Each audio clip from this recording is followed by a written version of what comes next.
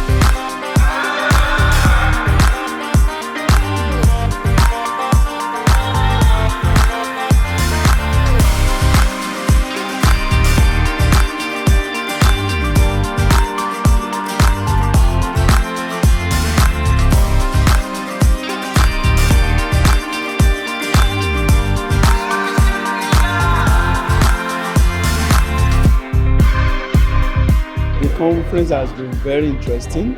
I've enjoyed every bit of it. I think marketing is very important for the future. The marketing, it's very important for the Brazil and the other countries.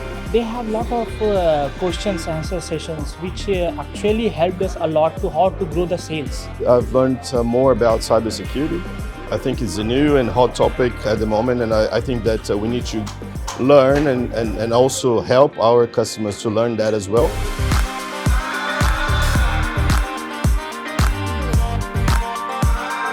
The best part of the conference was to meet friends. It's a very specific set of people that you meet here, which has been really nice. Sharing knowledge is something really important to our company. I've got a lot to take back home for myself and my team. We saw that it's possible to grow together with Noja.